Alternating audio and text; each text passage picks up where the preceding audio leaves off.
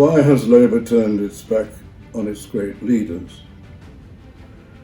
Tony, you were strongly influenced in your youth by the great and late B.A. Santa Maria, the great anti-communist fighter, particularly in the Labour movement. Yeah.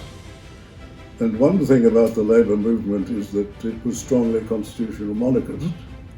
Santa Maria himself, being a conservative Catholic, like the great tradition from Europe, was no doubt a constitutional monarchist. That, of course, was not in issue at the time. But when you go through the great leaders of the Australian Labour Party, I would say all of the great leaders have been constitutional monarchists.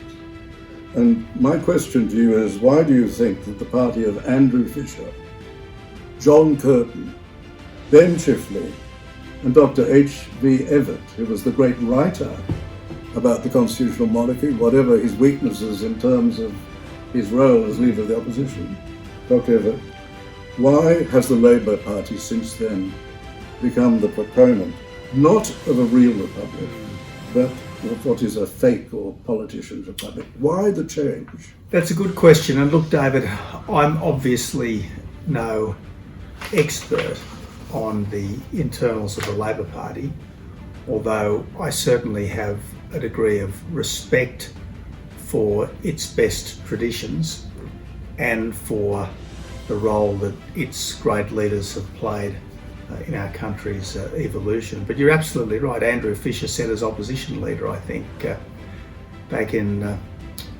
1914, that Australia stands with the mother country to the last man and the last shilling.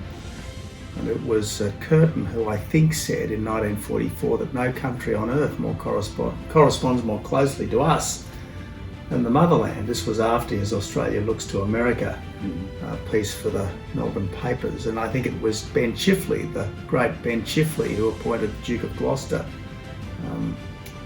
as our Governor General in late 1940s. So yes, certainly the contemporary Labor Party institutionally has a different approach to these things than it did then.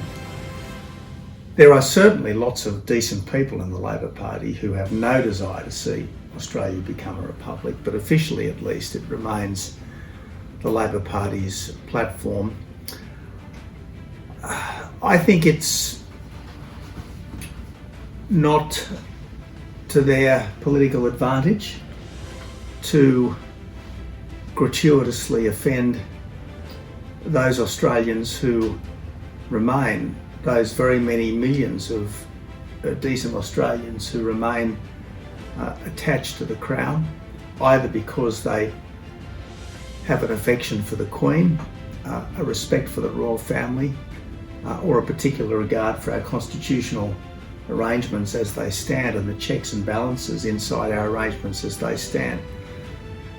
I think it's a pity that the alternative government of the country is not heart and soul committed to our existing constitutional settlement. But who knows?